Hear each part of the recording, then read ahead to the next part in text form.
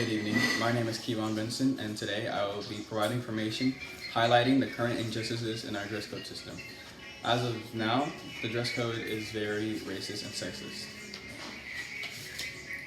The first dress code was implemented into the American education system in 1969 by the U.S. Supreme Court.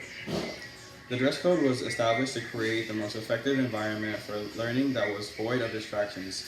However, as the years have passed, the dress code has been problematic and hasn't been serving its purpose fully. Picture this. You're coming into high school as a freshman. You're very excited, so you go out shopping, buy all these new clothes. When you spot jeans, ripped jeans that you really wanted, you wear them out first of school, and as you're walking the halls, you're stopped by an AP who confiscates your jeans because they have rips in them, ruining your first day. This is an experience many share at South Grand Prairie, where a heavy dress code is implemented. Students shouldn't feel wrong for wearing jeans with rips in them. Some changes need to happen. It is important to address that the dress code was instituted to create an optimal environment conducive of learning. In many situations, the dress code is effective, such as when Joshua Nair Hood stated his experience with the dress code in a Scholastic article written in 2015 titled, "Which Side Are You On? Dress Code." While on a field trip to the museum, there was a student in the bus who had a shirt on with the Confederate flag and racial slurs on. Because there was a dress code implemented that was against hate crimes, the student's shirt was confiscated, making Joshua and the other students in the bus feel comfortable.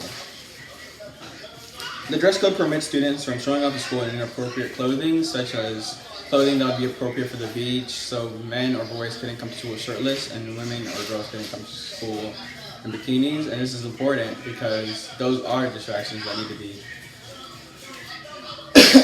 permitted. However, this is where situations occur when the system deems inappropriate, because what the system deems inappropriate is often rooted in misogyny. This is why most situations involving dress code are involved with girls. A Roman Catholic school in New Orleans came into the internet spotlight when a 6th grader was forced to leave the classroom in tears for having braided hair extensions, which were against the school's hair policy. These rules aren't neutral, however, and target young women of color, specifically young black girls. These rules are against certain skirt lengths, head wraps, and do-rags. All of these things aren't distractions, rather an integral part of black culture. According to the report compiled by National Women's Law Center states, all the rules aren't applied equally, and students report that black girls and curvier students are disproportionately targeted by the dress code. Another function of the dress code is to provide uniformity. When all the students at an institution or school look the same, it is easier to spot when there's an intruder. This is why South Grand Prairie mandates that all students wear a student ID at all times. The fact of the matter is, dress codes are unfair to girls and underestimate a young boy's immaturity and self-control. Boys won't lose it from seeing a shoulder or midriff. As a male, I can attest, I can focus in class while a girl is walking around with crop tops or shows her shoulders. It is not a distraction. The idea that a visible bra strap or a pair of leggings will prevent a teen or a young boy from learning is absolutely absurd. By calling a girl's clothing distracting, you imply that she is responsible for any disruptions. That's like saying because a store has a cash register, they are responsible for getting robbed. It is not something that they can control. A truly ideal learning environment is one where we all are taught to respect each other, regardless of our clothing choices.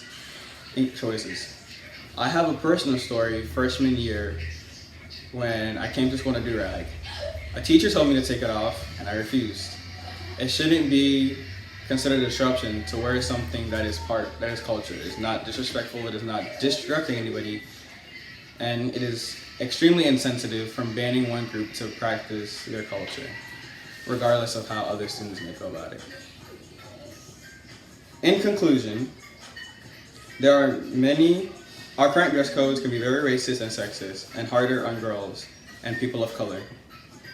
There are many benefits such as providing uniformity and preventing distractions. However, there are many things that could be changed to be fair and accommodated to more students. When dress codes were first instituted into the American education system, they were done so with good intentions. But as the years have passed, there have been many altercations where the dress code was unfair, specifically targeting POC women and chubbier, curvier women. Amen.